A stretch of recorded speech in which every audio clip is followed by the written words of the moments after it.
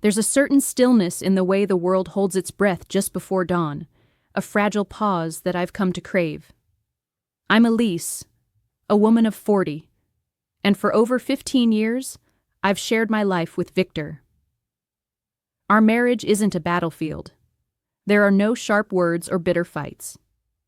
Instead, it's a quiet routine, a muted existence where every moment is as predictable as the ticking of a clock. I know exactly when Victor will shuffle through the front door after work, his tie loosened, his shoulders slumped. I can predict the half-hearted grumble about his day, something about a meeting or a deadline, before he sinks into his armchair. And I can time, down to the second, the moment he'll reach over and switch off the bedside lamp at 9:45 p.m., leaving the room in darkness and me with my thoughts. Victor isn't a bad man. He's not cruel or cold in the ways that make for dramatic stories. He's steady, reliable, the kind of person you build a life with because it feels safe. But that safety, once a warm blanket, now feels like a weight pressing down on my chest.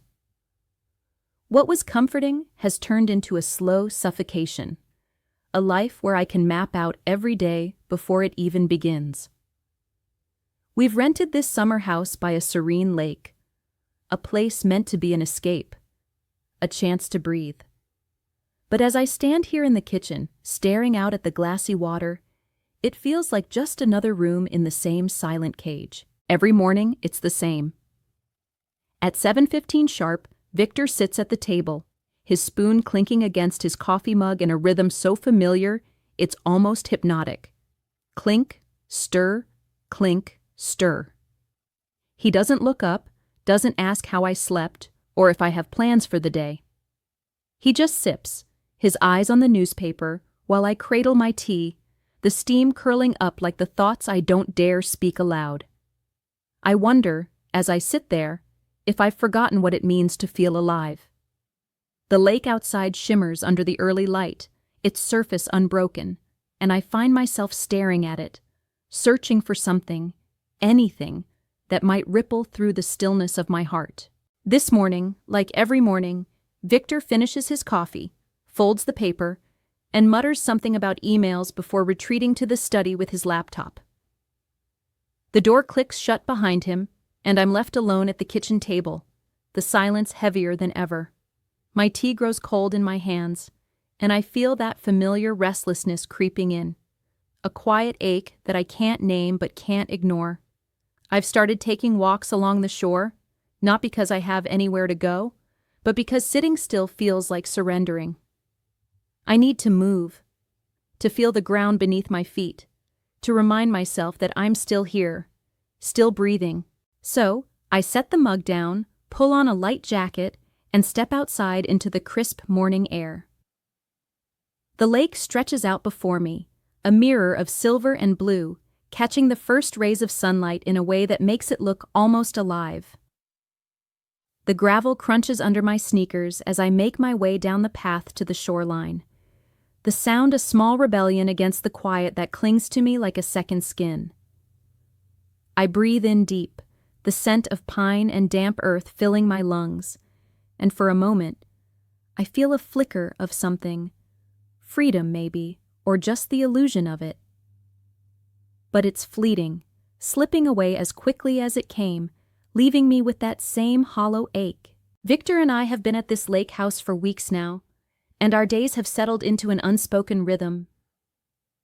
He disappears into the study for hours on end, the faint tap of his keyboard the only sign he's even there. He emerges for meals, his eyes barely meeting mine as we sit across from each other at the small wooden table. Our conversations, if you can call them that, are nothing more than a string of necessities. "We're out of milk," I'll say, or he'll mumble, "Looks like rain later." There's no depth, no warmth, just words to fill the space between us. I don't know when we stopped talking, really talking, but the silence has grown so thick it feels like a wall I can't climb over. So, I walk. Every day, I trace the same path along the water's edge, my thoughts wandering as aimlessly as my steps. The lake is beautiful, there's no denying that. Under the summer sun, it glimmers like a sheet of glass, reflecting the endless sky and the jagged line of trees on the far shore. Sometimes a fish will leap, breaking the surface with a splash that sends ripples outward, and I'll stop to watch them fade. But even this beauty feels distant, like I'm looking at it through a window I can't open. Inside, I'm empty, a shell of the woman I used to be, searching for something I can't name. Lately, though, there's been something, or rather, someone, catching my eye during these walks. Down by the old wooden dock, about a half-mile from our house, there's a man I've started to notice more and more. He's there almost every day, sitting on the edge with his legs dangling over the water, a book in one hand and earbuds tucked into his ears. He looks to be in his late 30s maybe, with tousled dark hair that catches the breeze, and there's a kind of quiet intensity about him, like he's lost in a world I can't see. I've never gotten close enough to make out the title of his book, but I've seen the way he smiles faintly at the pages, a private little curve of his lips that makes me wonder what he's reading. Sometimes he glances out at the lake, his eyes scanning the horizon as if he's waiting for something. As I kept walking along the shoreline day after day, that man on the dock became more than just a fleeting curiosity. It started with small acknowledgments, a nod as I passed by, a quick glance that lingered just a second too long. Then one morning, as the mist still hung low over the lake, I slowed my pace near the dock, and he looked up from his book, pulling out an earbud.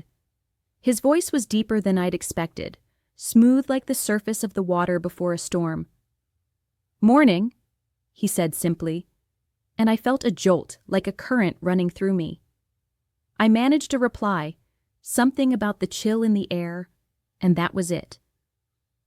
But it was enough. That single word opened a door I hadn't even known was there. Over the next few days, I learned his name, Lucian. He told me he was staying in the house just beyond ours for the summer, a rental like ours, though he didn't say much about why he was here or where he came from. Our exchanges were brief at first, little snippets of conversation during my walks. I'd comment on the way the clouds reflected in the lake, and he'd agree with a quiet hum, his eyes always seeming to see more than he let on. There was something about him, something I couldn't pin down. Lucian didn't talk much, but every word felt deliberate, charged with a meaning I was desperate to unravel. His presence was like a magnet, pulling at parts of me I'd long buried under the monotony of my life. One afternoon, as the sun hung high and the heat shimmered off the water, I found myself approaching the dock again. Lucian was there, as usual, his book set aside for once. He looked up as I neared, and before I could think better of it, he gestured to the spot beside him. "Care to sit?" he asked, his tone casual but his gaze piercing. I hesitated for only a heartbeat before lowering myself onto the weathered planks, the wood warm against my skin. We didn't speak at first, just sat there, the silence between us not heavy like it was with Victor, but alive, almost tangible. I could hear the gentle lap of the water against the dock, the distant cry of a loon, and I felt something shift inside me, a crack in the wall I'd built around myself. Lucian didn't pry. He didn't ask about my life, my marriage, or why I walked the shore every day like I was searching for something lost. And I didn't ask why he was always alone, why his eyes sometimes carried a shadow that didn't match the calm of his demeanor. There was an unspoken pact in that silence, a mutual understanding that we didn't need to dig into each other's wounds. Instead, we just existed there together, two souls caught in the same quiet storm, finding a strange kind of solace in not having to explain ourselves. Days turned into weeks, and those moments on the dock became something I looked forward to, something I needed. But it wasn't until one particular evening that everything changed. The sun was setting, painting the lake in hues of gold and amber, the kind of beauty that makes your chest ache. I was sitting beside Lucian, our shoulders just inches apart, the warmth of the day still clinging to the wood beneath us. Crickets chirped in the distance, their song weaving through the air, and the world felt softer, like it was holding its breath just for us. I stole a glance at him, catching the way the fading light caught the sharp line of his jaw, the way his dark hair fell just over his brow. He turned to me then, his eyes locking onto mine with an intensity that made my breath catch. Before I could look away, he reached out, his hand finding mine on the dock. His touch was warm, firm, and it sent a shiver racing up my spine. "I'm not yours," he said, his voice low, almost a whisper, but every word hit me like a wave. But if I wanted, I could be. My heart slammed against my ribs, the weight of what he meant crashing over me. I knew I should pull away, stand up, walk back to the morning after that moment on the dock with Lucian. I waked to the familiar sound of Victor's routine, the same predictable rhythm that has defined our life together for years. But today, there's a heaviness in my chest that wasn't there before, a secret I carry like a stone lodged in my throat. I lie in bed for a moment, staring at the ceiling, the pale light of dawn creeping through the curtains, and I can still feel the warmth of Lucien's hand on mine, the echo of his words stirring something dangerous inside me. I push the thought away, forcing myself to get up, to face the day as if nothing has changed, even though everything has. Downstairs, Victor is already at the kitchen table, his coffee mug in hand, the newspaper spread out before him. The clink of his spoon against the ceramic is as steady as ever, a metronome to our muted existence. Clink, stir, clink, stir. I watch him from the doorway for a second, noticing the way he butters his toast with such methodical precision, each swipe of the knife deliberate, almost mechanical. It's a mundane detail, one I've seen 1,000 times, but today it feels like I'm seeing it through a different lens, like I'm an outsider in my own life.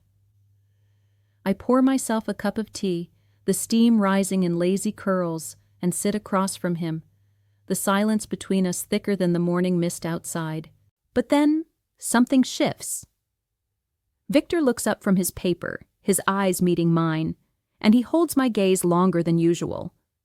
There's something in his expression I can't quite place. Searching, maybe, or resigned. My heart stumbles, a flicker of panic rising as I wonder if he can see it, if he can somehow sense the betrayal that's taken root in me overnight. I try to keep my face neutral, sipping my tea as if nothing's wrong, but under the table, my hands tremble just slightly. The seconds stretch on, taut as a wire, until he finally speaks, his voice quiet, almost too soft to carry across the small space between us. "I can feel you've changed, and I don't know if I can hold on to you." His words hit me like a punch, stealing the air from my lungs. I freeze, the mug halfway to my lips, unable to respond, unable to even breathe for a moment. Guilt surges through me, sharp and bitter, clashing with the defiance that's been growing since last night, since Lucian's touch ignited something I thought was long dead. I want to say something, to deny it, to reassure him that nothing's different, but the lie won't form. Instead, I just sit there, caught in the weight of his quiet acknowledgement, the unspoken truth that there's a distance between us now, wider than ever before. He doesn't push for an answer, just looks back down at his toast, the moment passing as if it never happened. But I know it did. I feel it in the way the air seems heavier now, in the way my own silence feels like a confession. After breakfast, Victor retreats to the study as always, the door clicking shut with a finality that echoes in my chest. I can't stay in the house, not with the walls pressing in, not with the memory of his words replaying in my mind. I need to move, to escape. So I pull on my jacket and step outside, the cool morning air biting at my skin. But instead of heading toward the lake, toward the dock where I know Lucian might be, I turn the other way, veering into the dense woods that surround the property. The path is narrow, overgrown with ferns and brambles that snag at my jeans as I push deeper. The crunch of dry leaves underfoot, a steady counterpoint to the chaos in my head. I don't have a destination, just a desperate need to keep walking, to outrun the storm of emotions threatening to drown me. The forest is quiet, save for the occasional rustle of a squirrel or the distant mournful call of a loon echoing from the lake. The air smells of moss and earth, a grounding scent that does little to steady the turmoil inside me. I keep walking through the woods, the tangled undergrowth scratching at my legs, but I barely notice. My mind is a whirlwind, replaying Victor's words, the way his voice trembled with a quiet pain I hadn't expected. I can still see the look in his eyes, that flicker of resignation, as if he already knew I was slipping away. And beneath that guilt, there's something else, a pull, a need, a hunger I can't ignore. It draws me back to the lake, to the dock, to Lucian. I've tried to fight it, to bury it under layers of duty and routine, but it's no use. The more I walk, the clearer it becomes. I can't keep running from what I feel. I have to face it, even if it means shattering everything I've built. So, I turn back. My steps quicken as I emerge from the woods, the late afternoon sun casting long shadows across the path. The air has cooled now, the day giving way to evening, and a gentle breeze brushes against my skin, carrying the faint scent of the lake. It's as if the world itself is urging me forward, whispering that there's no turning back. My heart is pounding, a nervous flutter dancing in my chest as I make my way down the familiar shoreline. The gravel crunches underfoot, each step a decision, each breath a surrender. I can see the dock in the distance, a weathered silhouette against the shimmering water, and I know, somehow, I just know, that he'll be there. As I get closer, the wooden planks come into view, their edges worn smooth by years of wind and water. My footsteps echo on them as I step onto the dock, a hollow, rhythmic thud that matches the racing of my pulse. The breeze picks up, tugging at my hair, and I wrap my arms around myself, not from the cold, but from the raw vulnerability I feel in this moment. And there he is, Lucian, sitting at the far end, his back to me at first, his shoulders relaxed as if he's been waiting, as if he knew I'd come. He doesn't turn right away, and I don't call out. I just stand there for a moment, letting the weight of this choice settle over me, the air between us crackling with unspoken tension. I take a few more steps, the wood creaking softly under my weight, and he finally glances over his shoulder. His eyes meet mine, and there's a quiet intensity in them, a depth that makes my breath hitch. I lower myself to sit beside him, close enough that I can feel the warmth of his presence, but not so close that I lose myself completely. Not yet. We don't speak at first, just sit there, the lake stretching out before us like a mirror of my own conflicted heart. The water is calm tonight, reflecting the last streaks of orange and pink from the fading sunset, and I can hear the gentle lapping against the dock, a soothing rhythm that does little to calm the storm inside me. Finally, I find my voice, though it trembles as I speak. I don't know what I'm doing here, Lucian. I'm scared, terrified, really. I've spent so long building a life that's safe, predictable, and now I feel like I'm tearing it all apart. But I can't stop. I can't deny how alive I feel when I'm near you. It's like I've been asleep for years, and you've woken something in me I didn't even know was there. My words spill out, raw and unfiltered, and I don't dare look at him as I say them. I'm afraid of what I'll see in his eyes, afraid of the truth I might find there. But I feel his gaze on me, steady and unyielding. And it's a silent invitation, a promise that he's listening, that he understands. He doesn't push me, doesn't rush to fill the silence with reassurances or demands. He just sits there, his presence a quiet strength, letting me wrestle with my own heart. And in that moment, as the last light of day slips below the horizon, I realize something with a clarity that cuts through the fog of my doubts. I've made my choice, even if I haven't fully admitted it to myself yet. It's not just about Lucian, not just about the spark he's ignited in me.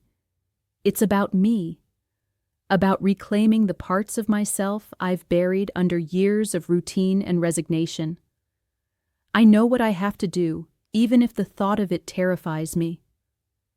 I have to go back to the house, to Victor, and face the truth we've both been avoiding for far too long. I stand up slowly, the dock creaking under my weight, and Lucian watches me with those piercing eyes, not asking where I'm going or why. He doesn't need to. I think he understands, in the same unspoken way we've always communicated, that this isn't goodbye. Not yet, maybe not ever, but it's a step I have to take on my own. I give him a small, shaky smile, a silent thank you for being the catalyst I didn't know I needed. And then I turn away, my footsteps echoing as I walk back down the shoreline toward the house. The night is falling now, the air growing cooler, and each breath I take feels heavier, laden with the weight of what's coming. When I reach the house, the windows are dark except for a faint glow spilling from the living room. My heart is a drum in my chest, each beat loud enough that I'm sure it could wake the silence that settled over everything. I push the door open quietly, the hinges giving a soft groan, and step inside. The familiar scent of the place, wood polish and the faint trace of Victor's cologne, hits me, and for a moment, I'm overwhelmed by a wave of nostalgia of all the years we've spent here and in other places just like it, building a life that felt safe but never truly mine. I slip off my shoes, my bare feet cold against the hardwood floor, and I notice my left hand, the ring finger bare now. I'd taken it off earlier, after my confession to Lucienne, a quiet act of defiance, a symbol of the decision I've already made in my heart. I don't put it back on. I move toward the living room, my steps slow, deliberate, and there he is, Victor, sitting in his armchair, a glass of whiskey in his hand, the amber liquid catching the dim light from the lamp beside him. He's awake, as if he's been waiting for me, though I don't know how he could have known I'd be out this late. The shadows fall across his face, deepening the lines around his eyes, making him look older, more tired than I've ever seen him. His hands grip the glass a little too tightly, the knuckles pale, and I can see the tension in his shoulders, the way he holds himself like he's bracing for something inevitable. I stand in the doorway, not saying a word, just watching him, waiting for him to notice me, to see the empty space on my finger where the ring used to be. It doesn't take long. His gaze lifts, slow and heavy, and when his eyes land on my hand, I see the shift, confusion at first, a flicker of disbelief, and then a quiet resignation that settles over him like a shroud. He doesn't speak right away, just stares at that bare finger, as if it's a puzzle he can't solve. Or maybe one he's always known the answer to, but didn't want to face. I don't offer an explanation. Don't try to fill the silence with excuses or apologies. There's nothing I could say that would change what's already been felt, what's already been broken between us. Finally, he lets out a breath, a soft, defeated sound, and his voice is low, almost a whisper when he speaks. I knew I couldn't keep you forever. Those words pierce me, not with guilt, but with a strange, bittersweet relief. I nod, my throat tight, tears pricking at the corners of my eyes, not out of regret for what I'm doing, but for the years we've lost to this quiet, unspoken distance. I step closer, just a few feet from him now, and with a deep breath, I whisper, "Let's not waste any more time," as I reach out to bridge the gap between us. Don't forget to subscribe, like, and comment if you enjoyed this story. This will help us create more engaging stories for you.